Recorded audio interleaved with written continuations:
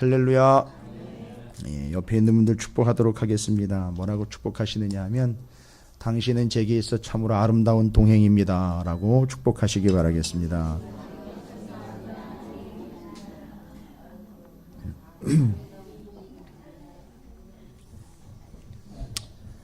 예, 이제 조금만 참으십시오. 예, 족보는 9장까지 가면 얼추 정리가 됩니다. 네, 여러분 어려운 게 아니라 지금 쭉 정리되신 바를 맥을 잡으시면 돼요. 12지파 이야기인데 동편과 서편으로 나눴었죠.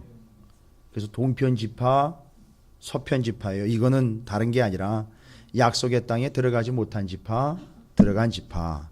그 다음에 북이스라엘과 남유다로 또 나눴었죠.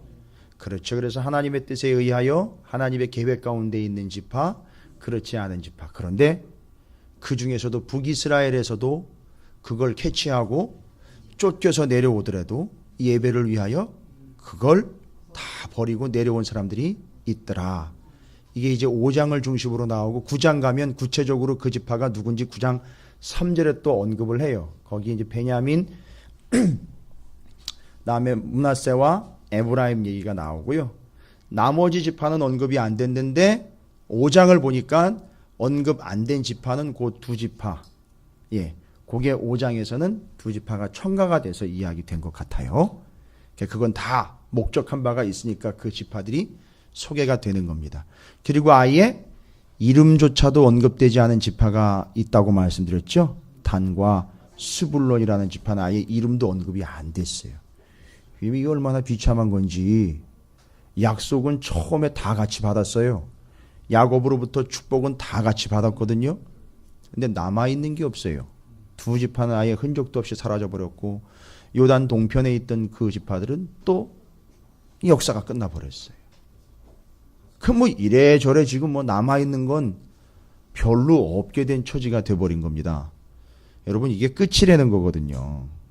이게 끝에 가보면 안 되는 얘기거든요. 그러니까 좀 서운한 얘기일 수도 있고 좀 무서운 얘기일 수도 있어요. 여러분 끝까지 가봐야 하는 거예요. 마태복음에서도 분명히 얘기했거든요. 끝까지 견디는 자라야 구원을 얻는다. 마지막까지. 그게 나와 있는 얘기예요. 여러분 끝까지 좀 견디시면서 온전한 길로 함께 가시기를 주님의 이름으로 축원을 드립니다. 그래서 이게 이스라엘의 지파들을 언급하는 거는 다 의미가 있고 뜻이 있고 목적이 있어요. 그러니까 여러분께서는 지금 이제 이 지파들의 이름들을 쭉 연구를 하면서 오는데 오늘은 특별히요. 뭐 이미 앞서서도 7장에서 베냐민 지파가 소개가 됐죠. 죄송합니다. 아까 7장이라 그래야 되는데 5지파 소개된 게 7장에 그 요단 동편이 아까 5장이었죠. 약속의 땅이 아닌데 있었던 지파, 3지파. 그 7장에 보면 5지파 이름 나올 때에 베냐민 자손이 나와요. 그죠? 근데 베냐민 자손이 잠깐 언급이 되고 또 8장에 와가지고 아예 온전히 8장을 베냐민 지파를 위해서 아예 할애를 합니다. 여러분 이거는 이렇게 흔한 경우가 아니거든요. 이미 언급을 했는데 나중에 또다시 언급을 해요. 요거는 흔한 경우 아니고 딱 2가지 경우만, 딱 2지파만 해당이 됩니다. 예? 12지파 중에 베냐민하고 유다예요. 아, 이제 좀 감이 오십니까? 그러니까 다시 한 장을 할애를 해서 또다시 뒤에 가서 다시 언급되는 요 경우는 딱 유다하고 베냐민이에요. 이건 의도한 거예요. 내가 다시 이야기를 좀 해야 되겠다. 누구하고 누구는요? 유다하고 베냐민은요. 그러면요. 베냐민 지파는 죄송합니다만 이 급으로 치면은요. 중요성으로 치면 누구랑 같이 간다는 얘기예요?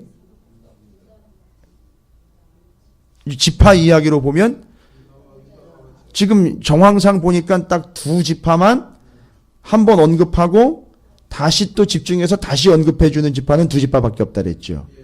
그러니까 개념상으로 보면 유다하고 베냐민은 지금 어떤 존재예요? 같이 가는 거죠. 그리고 그 가치와 중요성에 있어서도 둘은 같은 의미라고 보시면 돼요. 뭐 똑같다라는 의미는 아니고요. 유다를 언급할 때에는요. 누구를 언급할 수밖에 없다는 얘기죠? 베냐민을 언급할 수밖에 없다. 그래서 제가 이걸 신약으로 연결을 해서 드렸잖아요. 좀 전에 누가 대답을 잠깐 하셨어요. 그래서 유다와 베냐민의 관계를요, 유다에서 누가 오시죠? 예수 그리스도가 오시고 그 예수 그리스도의 사역을 소위 말하면 제자 시대 때를 마무리해 주는 사람이 누구냐 하면 사도 바울이에요. 그렇죠. 그래서 유다 지파에서 예수님이 오시고 베냐민 지파인 사도 바울이 복음을 커버를 해 줍니다. 여러분, 이거는 그냥 넘어갈 이야기가 아니에요. 구약에 나와 있는 이 유다 지파와 베냐민 지파의 관계는 신약의 예수 그리스도와 사도 바울과의 관계를 이미 예표를 해주고 있는 거와 마찬가지예요.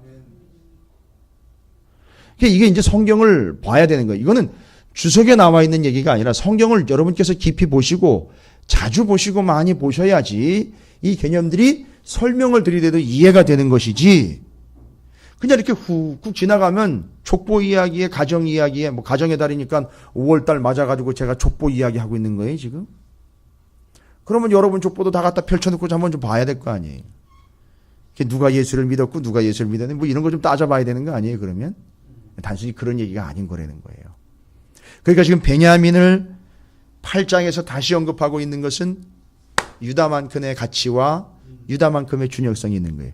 그래서 여러분, 오늘 설교 말씀의 제목이 뭐냐면 아름다운 동행 베냐민이다라는 게 다 의미가 있는 거예요. 그래서 이 제목 속에 여러분이 이 의도한 바를 캐치를 해내야 돼요. 이 역대 상하를 기록한 시점이 언제라고 제가 말씀드렸는지 기억나십니까? 제가 몇 번씩 얘기 드리는 거예요. 이스라엘 백성들이 바벨론 포로 몇 년이죠? 70년 끌려갔다가 다시 돌아와서 예루살렘에서 기록을 한 거예요. 그래서 이 워낙에 내용이라든지 이 개념들을 보니까 이건 아무래도 에스라가 기록을 한 게 아닐까 싶을 정도로 뭐 그런 얘기까지도 해요. 그런데 정확하게 에스라가 기록을 했다라고 학설이나 역사적으로 정확하게 얘기 드릴 수는 없는데 많은 사람들이 그렇게 추측을 하기도 해요. 왜냐하면 이런 정황들을 다 알고 있을 뿐만 아니라 포로 생활도 경험했고 이런 역사적인 것이며 이런 개념들을 이 족보까지 다 훑을 수 있을 만큼의 이 위치와 이런 영적인 것과 또 민족의 지파의 이 역사를 다 이해하고 있는 사람은 말 그대로 제사장급 아니면 이걸 말할 수가 없다는 거죠. 근데 그게 에스라가 아닐까? 왜냐하면 에스라는 포로로부터 이스라엘 백성들을 데리고 들어올 때 그 포로민들을 다 파악을 해가지고 정리를 해서 끌고 데려오고 들어왔으니까 아마 그런 측면에서는 그 부분에서 있어 에스라가 기록을 한 것 아닐까라는 말도 돌고 있고 추정이 가능하다는 거죠. 자, 그래서 제가 설명을 드리는 거예요. 그러니까 이제 역대상 8장은 베냐민 지파가 언급되는데 그건 아주 의도적인 언급이라는 거예요. 베냐민 지파가 그만큼 유다에게 있어 이스라엘 역사에 있어서는 중요한 지파라는 거예요. 의미 있다는 거예요. 유다만큼이나 유다가 언급될 때 같이 언급될 만 하다는 거예요. 여러분 사이에서 여러분 주변에서 여러분과 함께 누군가가 같이 언급될 만큼 여러분과 함께 동행하는 이가 누가 있는지 혹시라도 여러분이 한번 좀 돌아보는 시간을 가지는 것도 좋은 것 같아요. 달랑 나 혼자 구원받고 끝나는 개념이 아니라 주님의 일을 위하여 우리는 또 교회를 개척해 보지 않았습니까? 개척한 교회 함께 하고 있지 않습니까? 뭐 이런 의미를 할 때 그럴 때 함께 동행하는 이가 누구였는가? 나중에 추억을 떠올리며 기억을 떠올릴 수도 있는 거 아니겠습니까? 그죠? 그럴 때 우리는 감히 이야기할 수 있을 겁니다. 그때 바로 그가 내게 있어 아름다운 동행이었다라고 이야기할 수 있지 않겠느냐 이겁니다. 부부지간에 그런 동행만 말고요. 신앙으로 동행하면 또 그것도 아름다운 동행이죠. 근데 지금 베냐민과 유다는 정말 중요한 사역이에요. 그 따지고 보니까 이 베냐민과 유다는 이 북이스라엘과 남유다로 나뉠 때부터 참 뗄래야 뗄 수 없는 관계로 함께 왔다는 거예요. 르호보암 왕이 함께 모이자라고 이야기할 때 베냐민은 아무 소리 하지 않고 바로 함께 모였어요. 그래가지고 남유다를 구성을 합니다. 그럼 보세요. 북이스라엘과 남유다로 나뉠 때부터 베냐민과 유다는 같이 왔어요. 그리고 베냐민이 나대는 개념이 아니라 베냐민은 유다를 서포트해주는 개념으로 계속 유다는 베냐민을 나를 돕는 자니까 너는 나의 청지기로서 나보다 한 발 뒤, 이게 아니라 함께 갔다는 거예요. 유다는 베냐민의 도움을 무시 못하는 거고, 베냐민은 유다를 앞설려 하지 않았던 것. 근데 베냐민은요, 여기 8장에서도 다시 언급되는 이유를 쭉 보면, 여러분 왜 베냐민이 다시 언급되느냐? 어떤 사람은 뭐 이렇게 이해하는 것도 있어요. 근데 그건 옳지 않은 이해인 것 같아요. 그래서 제가 그냥 여러분이 혹시라도 그렇게 생각을 하거나 누가 그렇게 생각을 하면 바로 잡아주시라고 말씀을 드리는 거예요. 뭔 얘기냐면, 베냐민 지파는 그 지파에서 대단한 인물이 하나 나왔죠. 자랑할 만한 인물이죠. 누구죠? 사울. 예, 뭐 이름과 명목으로 치면 사울은 어떤 의미가 있죠? 지금은 구약 시대입니다. 사울 왕이죠. 그러니까 이 사울은 의미상으로는 이스라엘의 초대 왕이에요. 제1대 왕입니다. 여러분 이거 스펙으로 내걸기 시작하면 계속 이거 울거먹는 거예요. 내가 뭐 어떻게 했는데 그게 내가 처음 했다. 여러분 개척하신 거 내가 뭐 처음으로 그런 얘기 하지 마세요. 별로 은혜스럽지 않아요. 그게 사울 왕의 최후로 갈 수도 있는 가능성이 있어요. 무엇이든지 여러분이 어떤 것이든지 여러분이 뭐 내가 처음이고 내가 제일이고 내가 우선이고 죄송합니다. 그거 아주 위험한 발상입니다. 조심하세요. 그런데 그걸 소위 말하자면 위치적으로나 스펙이라는 측면으로 베냐민 지파를 그렇게 강조하기 위하여 그런 이유로 끌어들였다면 여러분 지금 오늘 8장의 족보에서는 사울은 완전히 찌그러져 있어요. 관심이 아니에요. 그러니까 하나님의 관심 대상이 아니에요. 사울은 지금. 포로로부터 돌아온 사람들도 사울 왕에 대해서는 집중하지 않아요. 왜일까요? 다 정리가 됐잖아요. 왕정 500년 싹 정리가 돼가지고 70년 동안 변방에 가가지고 트레이닝 받고 포로 생활하다가 돌아와서 이 사람들이 돌아와 회복하려고 하는 것은 옛날에 그 화려했던 왕의 명성이나 옛날에 내가 잘 나갔던 때 그때 그 이야기를 하는 게 아니고 제사장 나라를 건설하는 거예요. 여러분 찾으시는 교회의 개척 사명은 뭐냐면 옛날처럼 그런 똑같은 교회 만들어서 부흥하고 돈 많고 인원 많은 숫자적으로나 재정적으로나 치고 올라가는 그런 교회? 글쎄요. 저는 그런 사명을 안 받았어요.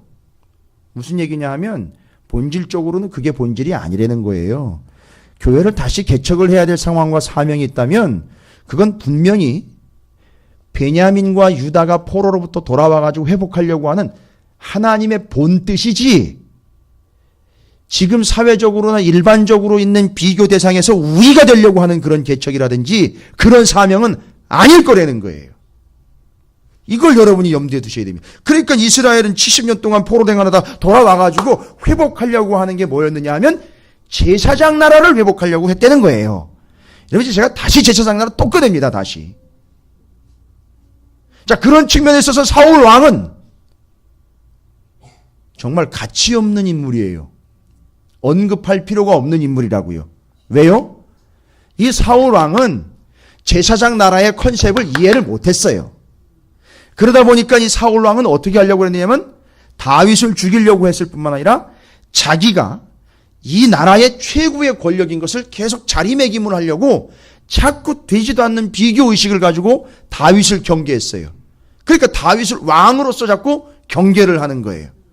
비교의 대상으로 삼는 거예요.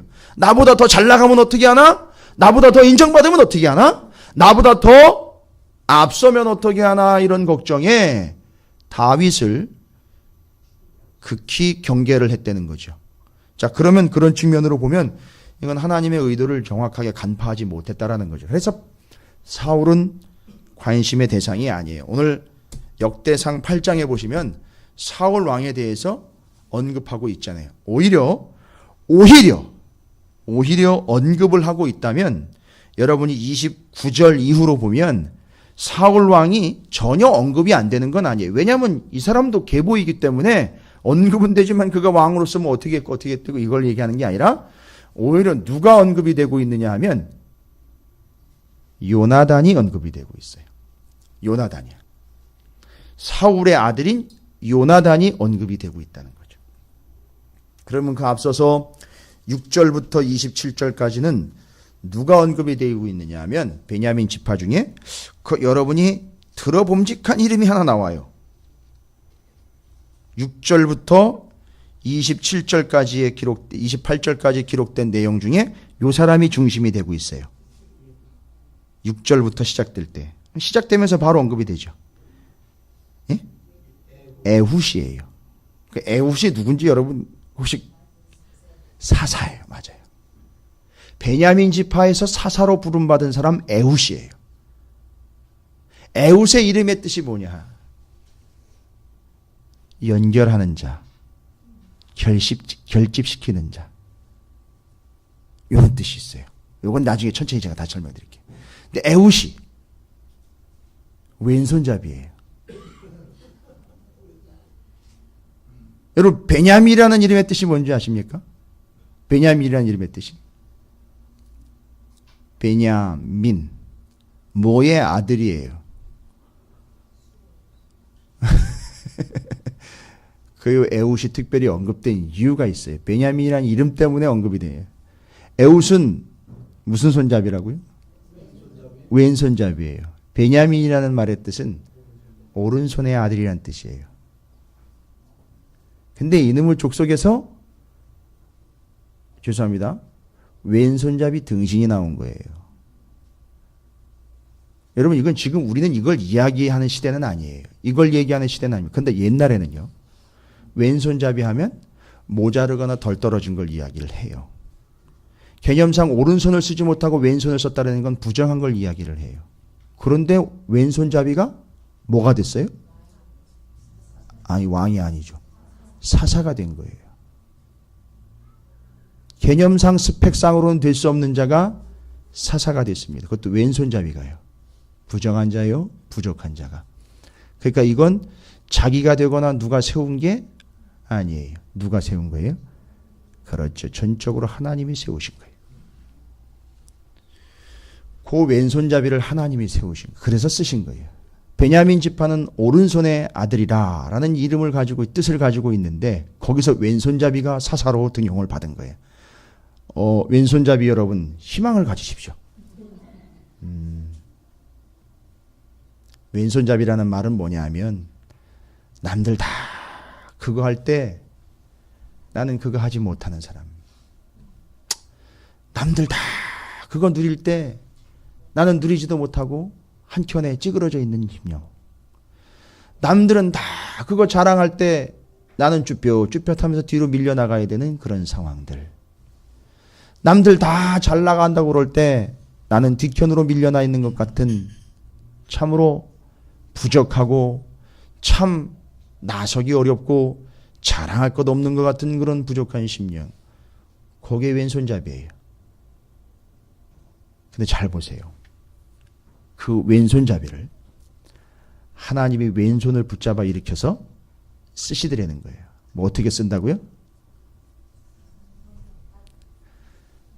하나님이 얘기하시는 거예요. 내가 오른손으로 칠 테니 너는 왼손으로 같이 쳐라. 여러분 이 의미를 아세요? 나는 오른손잡이라 그 의미를 잘 모르겠는데요가 아니라 내가 오른쪽을 막을 테니 넌 왼쪽 막아라. 내가 오른손을 쓸 테니 너는 왼손으로 단돌이 해라. 우리 함께 오른손 왼손을 맞춰가면서 손뼉 쳐보자꾸나. 개념이 되세요? 손을 맞춰보자꾸나. 내가 오른쪽 맡을 테니 네가 왼쪽 맡아라. 뭐 하자는 얘기예요? 완성해보자 이런 얘기예요. 내 뜻을 이루어보자. 그런 의미로 내가 오른손을 쓰면 너는 왼손을 쓰니 너야말로 내가 쓸만한 존재로구나. 이렇게 해서 부족한 듯 들떨어진 듯 뒤로 쳐지는 듯 하지만 글을 들어서 쓰신 게 에훗이라는 존재. 그러니까 에훗은 어떤 능력이나 어떤 가능성이 있어서 등용된 게 아니라 하나님의 전적 은혜로 쓰임받은 게 사사 에훗이라는 얘기예요. 그러니까 사사는 능력자가 사사가 아니라 하나님을 전적으로 신뢰할 수 있는 자, 하나님이 전적으로 믿고 맡길 만한 자, 하나님만을 의지할 수밖에 없는 자를 하나님은 사사로 쓰신다는 거예요. 이건 죽었다 깨도 자기 혼자 해보겠다라는 사람한테는 해당이 안 되는 얘기예요. 이게 사사 이야기예요. 여러분이 사사 이야기 아주 다이나믹합니다. 기가 막혀요. 힘이 있고 능력이 있고 권능이 있었고 뭔가 스펙이 있었기 때문에 사사로 썼다. 아니요. 그건 말이 안 되는 소리예요.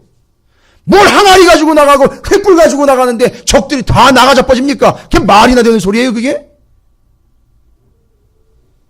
일반적인 병법으로 하면 죽으려고 환장한 거죠, 그게. 어디 가가지고 소리를 지릅니까? 사람들이 있는데, 적고 있는데. 아니, 항아리 들고 횃불 들고 나가서 싸우는데 다 이겨버려요. 그게 싸우는 방법입니까? 아니요.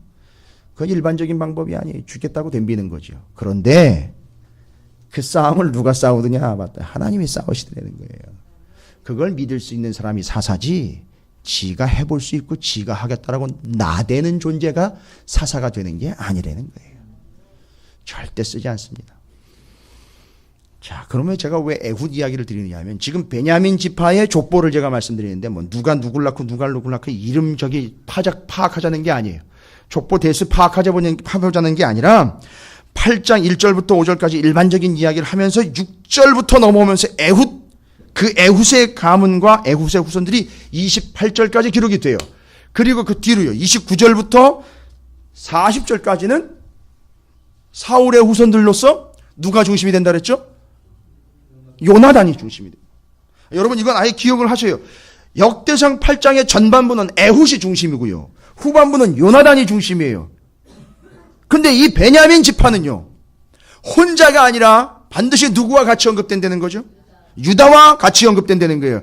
유다와 같은 급이라고 보시면 돼요. 근데 유다가 이거를, 야, 내가 앞장서야지, 네가 앞장서면 아는 거, 너 뒤로 빠져가 아니라 유다를 같이 세웠다는 거예요. 유다가 이 베냐민을 같이 세워줬다는 거예요. 뭐라고 세운 줄 아세요? 베냐민 지파 이름이 뭐라 그랬죠? 뜻이? 오른손의 아들이에요. 너는 나의 오른팔이라는 얘기예요. 감이 잡히십니까? 언제부터요?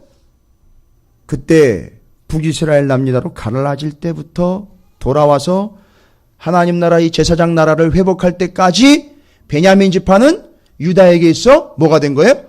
오른팔이 된 거예요. 예수님에게 있어 사도 바울 오른팔, 이해가 되세요? 감이 오십니까? 오른팔이라는 건요, 뭘 이야기하는 거면 능력이에요. 아주 적절함을 이야기하는 거예요. 믿고 맡길 만한 걸 말하는 겁니다. 그러니까 유다에게서 베냐민은 믿고 맡길 만한 존재고, 의뢰할 만한 존재고, 의지할 만한 존재고, 함께할 만한 존재고, 내 오른팔과 같은 존재라는 뜻이에요. 야, 이게 유다에게 있어 베냐민의 존재입니다. 그러니까 포로로 끌려갈 때도 베냐민은요, 어떻게 한 줄 아십니까? 같이 끌려갔어요. 같이 끌려갔다 70년 동안 같이 고생하고 같이 돌아왔어요. 그래서 그들의 의미, 베냐민이 유다에게서 어떤 의미인지를 너는 나의 오른팔이라고 아예 찍어버린 거예요. 여러분, 어떻게 여러분에게 주님이 그런 얘기 하십니까? 저를 쳐다보시면 안 돼요. 뭐.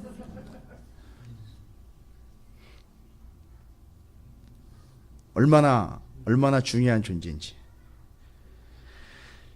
여러분, 열왕기상 12장 20절부터 21절까지를 한번 잠깐만 볼게요.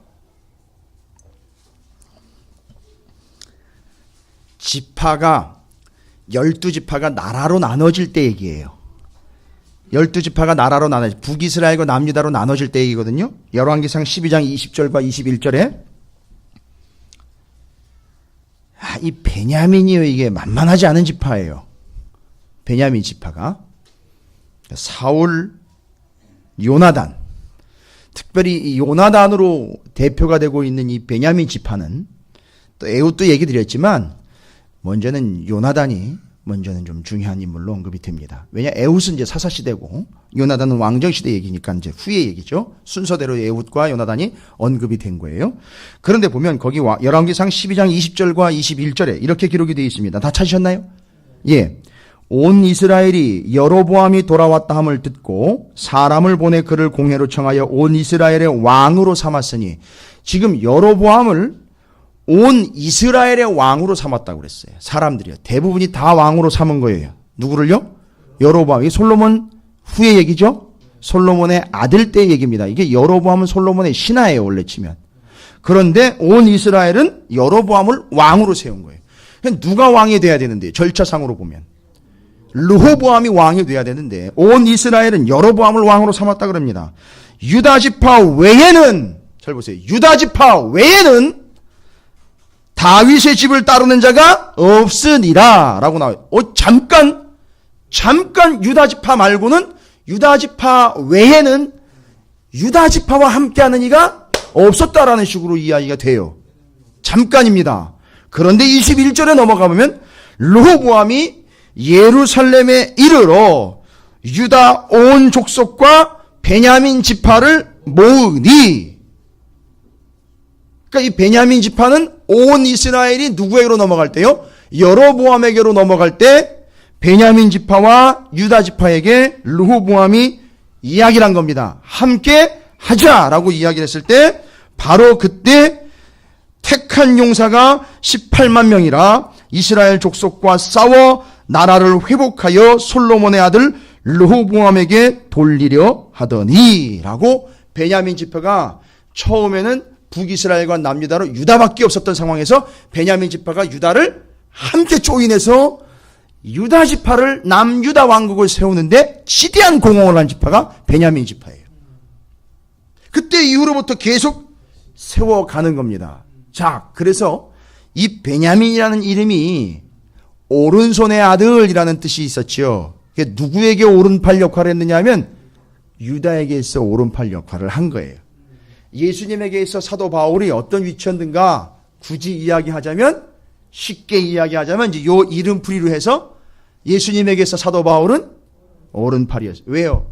사도 바울이 기록된 39권의 구약의 예수 그리스도를 이분입니다라고 정확하게 꼬집어서 얘기해 줬잖아요. 설명 다 해줬잖아요.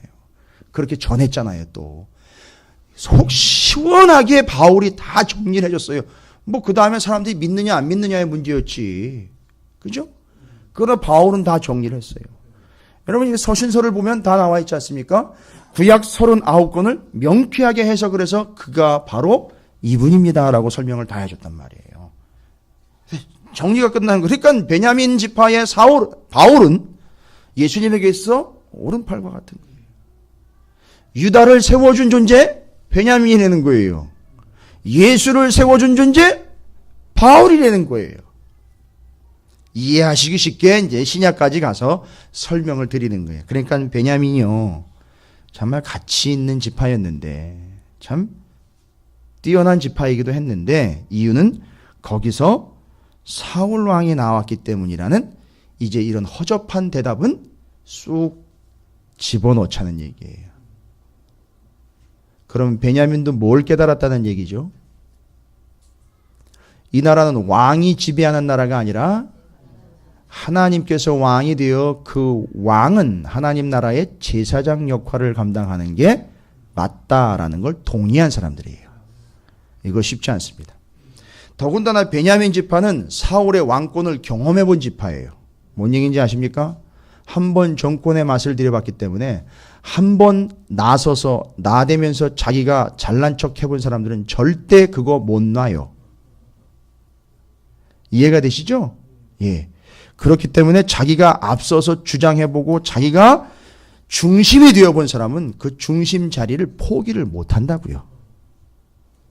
근데 이 베냐민은 그걸 놨어요. 놓고 유다를 세웠어요. 그래서 베냐민의 가치는 뭐냐면 유다의 가치를 알았다는 거예요. 유다의 가치를 알았다는 거는 궁극적으로 가면 누구를 알았다는 얘기나 마찬가지예요. 그렇지요. 예수를 알았다. 예수를 알면 그 짓 안 합니다. 예수를 알면 자기가 나대지 않아요. 예수를 알면 자기가 중심이 되려고 하지 않습니다. 자기 중심이 될 수가 없어요. 예수를 안다면. 누구처럼요? 베냐민처럼. 여러분, 제가 아주 요즘 이렇게 이제 속속들이 다 파헤치고 있습니다. 예. 혹시라도 내가 중심이 되려고 생각을 하고 있다면 애시당초 포기하세요. 그러다 사울 꼴 납니다. 아예 포기하세요. 베냐민은 일찍 그 가치를 알았어요. 유다의 가치가 아니라 예수의 가치, 복음의 가치입니다. 유다의 역할에 함께 했어요. 유다는 예수님 오실 때까지 가야 돼요. 그걸 돕는 자가 된 거예요. 그걸 지켜내는 자가 된 거예요. 그리고 결국 어떻게 됐어요? 함께 갔다가 함께 돌아왔더라. 어떻게 된 거예요? 함께 구원을 받았더라. 이거예요. 이게 베냐민이 일러주는 겁니다. 그러면 이렇게 함께하며 그 유다의 가치를 알았고 유다가 앞서는 것을 시기하지 않고 서포팅을 해주면서 옆에서 돕는 자인데 없어서는 안 될 오른팔과 같은 존재. 이게 누구에 의해서 이 이름의 뜻과 그 지파의 의미가 정리가 됐느냐 하면 바로 요나단에 의해서 정리가 됐어요. 그래서 에훗 같은 경우가 베냐민 지파에 하나님이 전적 은혜로 세웠던 사사의 이야기를 통해서 이 지파는 하나님의 전적 은혜의 지파라는 것을 통해 유다 지파를 돕고 유다 지파와 함께하며 유다 지파를 섬기며 끝까지 유다 지파와 끝까지 가는 것. 이게 바로 그리스도인과 교회가 끝까지 예수 그리스도와 함께 가는 모습을 지향을 하고 있는 거예요. 보여주고 있는 거라는 거예요. 제발 여러분이 좀 앞서서 뭔가 중심이 되려고 하는 지파 되지 말고 끝까지 주님과 함께 가는 좀 주변이 되더라도 끝까지 주님의 오른팔이 되는 그런 존재가 되시기를 주님의 이름으로 축원을 드립니다. 베냐민 지파가 우리에게 이걸 이야기하고 있는 거예요. 근데 요나단이라는 사람이 이 지파의 가치를 완전히 정립을 시켜버렸단 말이에요. 베냐민 지파의 가치는 사울에게 있질 않았어요. 베냐민 지파의 가치는 누구에게 있었냐면 요나단에게 있었다는 얘기예요. 그래서 지금 8장에 요나단 이야기가 후반부에 정리되면서 요나단과 같은 사람 딱 그냥 끝나버리는 거예요. 요나단과 같은 사람. 여러분 요나단이라는 사람의 이름의 뜻이 뭔지 아십니까?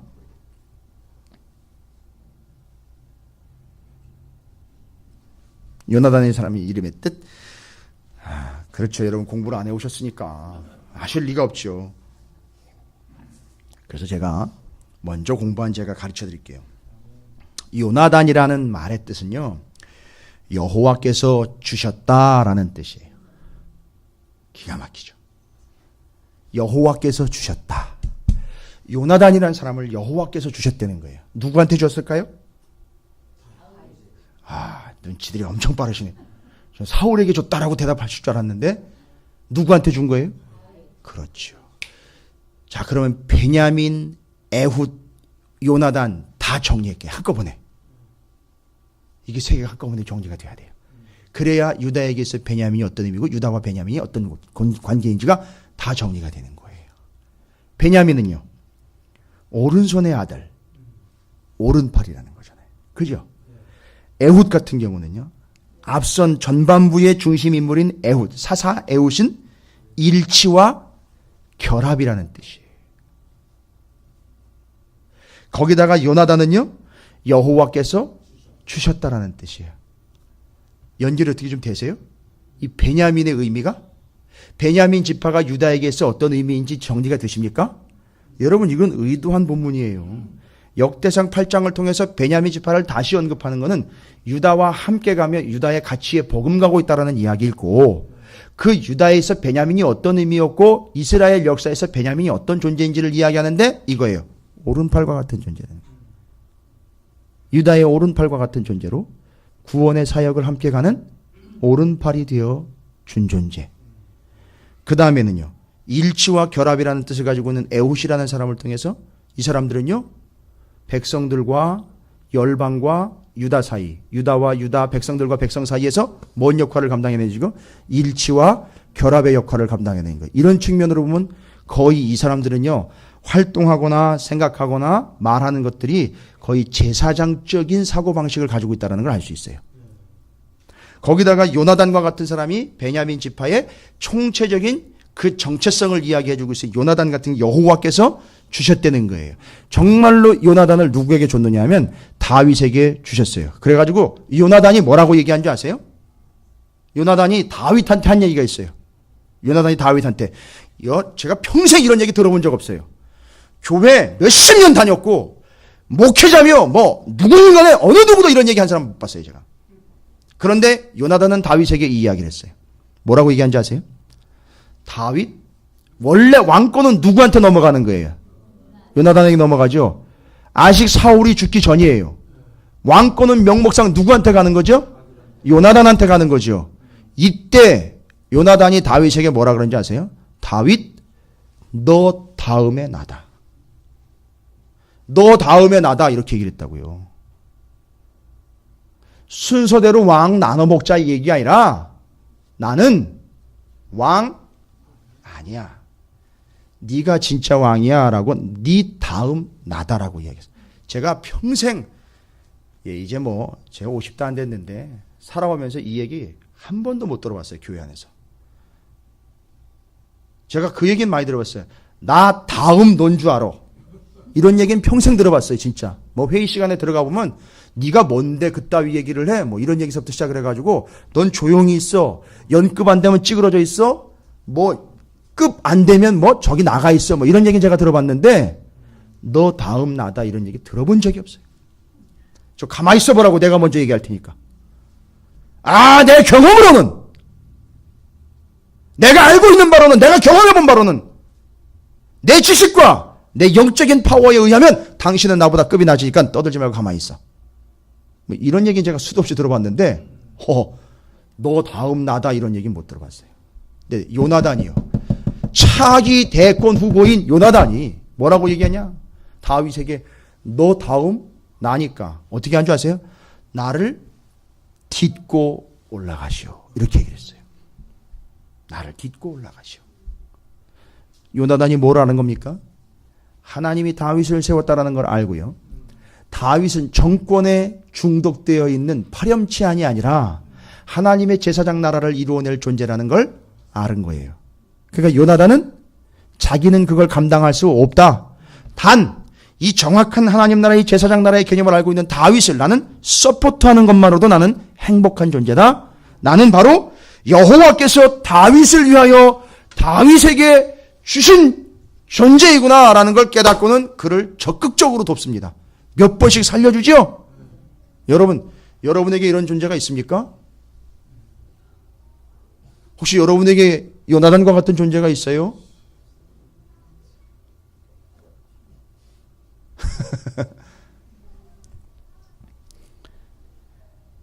여러분이 오늘날 민족의 교회와 성도들에게 요나단과 같은 존재가 되시기를 주님의 이름으로 축원을 드립니다. 제가 베냐민 띄우기에 지금 혈안이 되어 있는 게 아니에요. 8장에 따로 베냐민을 따로 빼가지고 설명을 하고 있다는 건 그만큼 가치가 있고 의미를 그냥 지나칠 수 없는 존재라는 게 지금 속속 드러나고 있는 거예요. 자, 이 사명을 지금 감당해내고 있는 겁니다. 정말 주옥 같은 인물이에요. 요나단 어떻게 보면 다윗보다도 더 큰 그림을 보고 있었던 사람이다라고 저는 확신을 합니다. 얼마나 하나님이 속 시원하게 다윗을 위하여 하나님이 주셨다라는 존재가 되었는지, 그래서 베냐민 지파가 바로 요 요나단의 이름을 그대로 누구에게 적용을 시켜준 겁니까? 유다 지파에게. 그래서 이 베냐민 지파를 하나님이 주신 거예요. 누구에게요? 유다 지파에게 주신 거예요. 그래서 그 사명을 이어가는 거예요. 사명은요, 무슨 사명이에요? 제대로 된 왕 한번 세워보자? 아니잖아요. 제대로 된 왕 한번 세워보자? 아니에요. 요나단은 자기 아버지가 자기 권력과 자기 주도적이며 자기 중심적일 때 결말이 어떻게 되는지 이미 다 봤어요. 그리고 그건 하나님 뜻이 아니라는 걸 알았어요. 그래서 그런 존재가 아닌 다윗에게 올인을 한 거예요. 다 넘겨준 거예요. 그를 세운 겁니다. 그에게 내어준 존재가 되어버렸어요. 얼마나 위대한 존재인지. 이건요, 여러분 이걸 우정이라고 표현하는데 아니요, 이건 우정이 아니에요. 이건 믿음이에요. 단순한 우정, 남자 사이에 사내 사이에 그런 우정 이야기가 아니에요. 여러분, 우정으로 구원이 이루어지지는 않습니다. 그 이 다윗과 요나단의 관계를 단순한 우정이라고만 이야기하면 너무 아쉬운 거예요. 그래서 요나단을 다윗에게 하나님이 주신 존재가 되어 너 다음 나다, 나를 딛고 네가 올라가라. 왕은 내가 아니라 너다. 이런 거예요. 그래서 다윗이 끝까지 요나단을 품고 가지요. 그리고 그의 자손들이 끝까지 다윗의 왕의 아들 대접을 받으면서 큽니다. 알고 봤더니만 여기 보시면 뒤에 29절부터 뒤로 보면 여기 기록된 인물들이 다 요나단의 아들들의 이름들이 끝까지 살아남아 있다라는 걸 볼 수 있어요. 왜요? 이건 다윗과 그 왕조가 지켜준 거예요. 어떤 의미로요? 하나님이 주셨다는 거예요, 나한테. 그 끝까지 가는 거예요. 오른팔이다라는 개념으로 끝까지 같이 간 거예요. 이게 베냐민 지파였습니다. 야, 그러니까 지금 역대상 8장은 그런 의미에서 베냐민을 높여주는 게 아니라 있는 사실 그대로를 이야기해주고 있는 거예요. 실제로 지금 유일하게 온 지파가 후손으로 함께 유다 지파와 그 명맥을 같이 하고 있는 지파로서는요, 덩어리 지파로서는요, 베냐민 지파가 유일합니다. 그리고 이제 9장 3절에 언급된 에브라임과 므낫세 지파가 좀 가능성 있게 언급이 되고 있어요. 그러나 에브라임과 므낫세도 따로 족보를 다루고 있진 않아요. 그러니까 지금 이들 베냐민 지파의 의미는 유다 지파에게서 없어서는 안 될 오른팔과 같은 존재며 그들 백성들과 하나님 사이를 일치시켜 줄 수 있는 존재이며 여호와께서 주신 존재, 그래서 이 구원의 역사를, 이 제사장 나라를 함께 이루어갈 수 있는 지파, 베냐민 지파다라고 정리가 되어 있는 거예요. 그래서 제가 오늘 역시나 그 8장에 소개되고 있는 여러 인물들의 이름을 다 파악을 해가면서 집안 얘기를 파악하는 게 아니라 이스라엘 백성들에게서 포로로부터 돌아온 땅에서 베냐민 지파가 가지고 있었던 그들만의 의미 있잖아요. 이건 베냐민 지파가 이야기한 게 아니라 유다 지파가 이야기한 거잖아요. 온 이스라엘이 다 인정한 거지 않습니까? 그 인정한 바 베냐민 지파는 어떤 존재였느냐? 유다 지파와 온 이스라엘에게 오른팔과 같은 존재, 결합시키며 연결시키는 존재, 없어서는 안 되는 존재, 중재 역할을 너무너무 기가 막히게 해주는 존재, 또한 여호와께서 이 나라 이 민족 제사장 나라를 위하여 주신 존재. 이걸 왜 이야기하는지 아십니까? 다 연결을 해보세요. 이게 바로 우리가 그런 존재가 되어야 한다라는 걸 이야기하려고 베냐민 지파를 언급하고 있는 거지, 베냐민 지파만 딱 언급하고 끝, 이게 아니에요. 그러니까 이스라엘이 이런 존재가 돼야 된다는 거 아닙니까? 하나님에게 있어, 주님에게 있어 교회가 이런 존재가 돼야 된다는 거 아닙니까? 여러분 옆에 있는 분들이 이런 존재가 돼야지, 베냐민과 같은 존재가 되어야지, 우리가 예수님에게 있어 베냐민과 같은 존재가 되어야 되는 거 아니냐는 얘기예요. 오늘날 우리에게 필요한, 교회에 비하면 성도에게 필요한 존재는 자기가 잘났다고 자기가 앞서가지고 넌 내 뒤로 서, 이런 존재가 아니라 내 다음, 당신 다음, 나는 이 미칩니다, 나를 딛고 올라가시지요 할 수 있는 예수님에게서 그런 존재가 필요하다는 거죠. 오늘날에는 예수님에게서 그런 교회가 필요한 거죠. 예수님에게서 그런 성도가 필요하다는 얘기죠. 그래서 요나단은 다윗에게 하나님께서 보내주신 자예요. 그러고 본다면 베냐민과 요나단은 유다와 유다의 핵심 다윗에게 없어서는 안 될 아주 소중한 존재였다라는 거고, 이 둘은 하나님의 역사를 그렇게 함께 이루어 갔습니다. 여러분, 우리 서로의 관계가 이럴 것이고, 우리가 또한 교회와 성도들에게 그런 존재가 되어야 될 줄로 믿습니다. 여러분, 옆에 있는 분들 축복하는 의미로 함께 좀 마음껏 축복해 보도록 하겠습니다. 제가 당신 다음입니다 라고 축복하시기 바랍니다. 이건 보통 선포가 아닌데, 죽어도 앞서가겠다면 그냥 조금만 기다려보세요 이러고 마셔요. 그냥 다른 얘기 하지 마시고, 내가 당신 다음입니다 라고 선포하셨습니까? 그건 상대방을 축복하는 거예요. 그것도 그걸 얘기 들으면 또 괜히 목에 힘들어가지고 또 의시돼. 그게 아니에요. 그건 책임감이에요, 여러분. 그건 어마어마한 책임감이에요. 내가 어떤 존재가 돼야 되는 거죠? 다윗과 같은 존재가 돼야죠. 그래서 베냐민과 같은 존재를 같이 세워가야 되는 거 아닙니까? 그죠? 한 번 더 축복하도록 하겠습니다. 돕는 오른팔이 되겠습니다.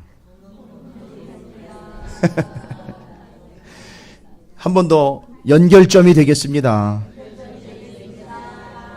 하나님께서 보내주신 자가 되겠습니다. 이제 함께 축복합니다. 끝까지 같이 갑시다. 제가 꿈꿔봅니다. 제가 한번 꿈꿔봅니다. 하나님 이런 존재들로 찾으시는 교회가 가득하며 민족의 교회가 그득해지기를 하나님 앞에 늘 기도해 봅니다. 참 먼 것 같아요. 오늘 베냐민 지파를 제가 월요일부터 오늘까지 계속 묵상을 하면서 민족의 교회의 현실과 성도들을 바라보면서 참 먼 이야기인 것 같은데 포기할 수는 없는 일이로구나. 하나님 말씀하시는 것 같아서 제가 이 말씀을 연구하고 집중하면서 묵상하면서 저절로 기도가 나왔습니다. 김 목사 좀 참아야 돼. 이러시더라고요. 즉 기다려야 돼. 그래서 오늘 새벽에 묵상을 하면서 그런 말씀을 나눴잖아요. 요즘에 이제 에베소서를 묵상하고 있는데 하나님 제게 인내가 많이 필요한 것 같습니다. 이런저런 상황들을 인내하며 참아내야 되는 경우들이 너무 많은데 목회자다 보니까 또 그리스도인이다 보니까 참아내야 하는데 제게 인내심이 많이 부족한 것 아닌가요, 하나님? 여러분에게 묻는 거 아니에요, 절대. 저를 평가하지 마세요, 함부로. 하나님에게 저는 겸손하게 그렇게 여쭙습니다. 하나님, 제가 인내심이 많이 부족한 것 같죠? 제게 좀 인내심을 주십시오. 많은 인내를 좀 허락해 주십시오. 이랬는데 하나님이 정답을 주시며 답을 주시고 응답을 주시는데 뭐라고 주시느냐 하면 하나님이 저한테 인내심이 제가 필요하다 그러면 저한테 인내심을 뚝 떨궈 주실 것 같죠. 그게 아니라 인내가 필요한 상황을 주시더라고요. 인내해야 되는 상황을 주시더라고요. 여러분 이게 하나님의 스타일이에요. 당장 뭔가 문제가 해결되길 바라십니까? 아니요. 당신 스스로 문제를 해결할 수 있는 기회가 와요. 이건 문제라고 막 지적을 하면서 문제를 들추는 사람이 아니라 그 문제를 해결할 수 있는 해결자의 기회를 주시는 거예요. 힘들지요. 문제를 또 안고 가야 되고 그걸 해결해내야 되니까. 그럴 기회를 주신다니까요. 여러분 이게 뭔 얘기로 연결이 되느냐 하면 여러분 교회 안에 뭐도 없고 뭐도 있어야 되고 뭐도 불편하고 이럴 때 여러분 그게 뭔 얘기인지 아십니까? 당신이 그걸 해결하라고 주신 기회라는 얘기예요. 여러분 여러 번 얘기 들어보셨을 거예요. 그런 개념들로. 교회가 왜 이렇게 지저분해 하면 뭔 얘기로 받아들이시면 돼요. 깨끗하게 할 기회를 주신 거란 말이에요. 여러분에게. 모르는 척하고 그냥 지나가지 마시란 말이에요. 담임 목사가 광고에다가 적어야지 그때서야 움직이는 거 말고요. 누가 시켜야지 하는 거 그런 거 말고요. 가만히 보면 필요성이 보여집니다. 여겨지고 느껴지고 보여집니다. 그럴 때 그걸 상황을 주신 거란 말이에요. 그렇게 되기 위한 상황을 주신 거라고요. 그땐 여러분이 응답하시면 돼요. 누구처럼요? 베냐민처럼요. 유다를 적극적으로 얻고 하나가 되어 갈 때 그때 네가 그 역할을 하라고 주신 기회란 말이에요. 베냐민이 만약에 이렇게 덤볐어요. 유다한테. 아니 12지파의 대표가 돼가지고 당신 지파에서 예수가 나올 텐데 이따위로 해가지고 예수님이 제대로 나오겠어? 이런 식으로 덤비지 말라는 거예요. 부족함이 보이면 그걸 여러분이 어떤 의미로요? 여호와께서 그 부족함을 채우라고 주신 존재인 요나단과 같이 내가 그걸 하면 되는 거예요. 여러분 이게 더 성경적이지 않습니까? 맨날 무릎 꿇고 뭔 통성의 방언까지 터쳐가면서 은사까지 받았다고 그러는데 전혀 인내심은 없어요. 엄청 기도는 하는데 뭐 하나의 인내 하나 제대로 나오는 게 없어요. 인내할 상황을 주셨는데도 불구하고 전혀 감을 못 잡아요. 믿음을 달라고 하면서 믿음이 커질 기회를 주셨는데 다 쏟아버려요. 내가 하나님을 더 신뢰하게 해달라고 맨날 기도는 하면서 신뢰할 수 있는 기회를 주셨는데 그건 좀 피하고 다른 걸로 좀 어떻게 안 되겠습니까? 이렇게 덤비기 시작한다면 이렇게 거래하기 시작을 해야 돼. 베냐민이 그걸 깨달았다는 거예요. 아, 우리가 도와야 될 존재로구나. 아, 도울 수 있는 기회가 온 거구나. 함께 해야 하는 사명이 있는 것이구나. 함께 가야 되는 거구나. 나를 그래서 이 지파에게 주신 거로구나. 요나단이, 나를 그래서 다윗을 위하여 주신 거로구나. 그러니까 요나단이요. 잘 보세요. 뭐까지 줘버렸어요? 왕의 자리까지 줘버렸단 말이에요. 여러분, 이 자신 있으세요? 왕의 자리까지 줘버렸다고요. 내가 당신 다음입니다라고 이야기해서 왕의 자리까지 줘버렸단 말이에요. 그거는 포기한 게 아니라 하나님의 역사를 이루기 위하여 그가 쓰임 받은 거예요. 여러분이 다 그렇게 쓰임 받는 존재, 베냐민과 같이, 에훗과 같이, 요나단과 같이 하나님에게 있어 교회에 있어 오른편이 되시고 오른팔이 되시기를 주님의 이름으로 축원을 드립니다. 여러분이 사이에 있으면 에훗과 같이 사이를 일치시키고 결합시키고 중재시킬 수 있는 그 중보자의 역할을 좀 감당해내시기를 주님의 이름으로 축원을 드립니다. 요나단과 같이 이 교회와 민족의 교회와 이 성도들에게, 우리의 형제와 자매들에게 여호와께서 주시고 보내신 존재라는 사명감을 좀 가지시고 좀 끝까지 진득하니 주님 다시 오실 때까지 그 역할을 감당해 주시기를 주님의 이름으로 축복합니다.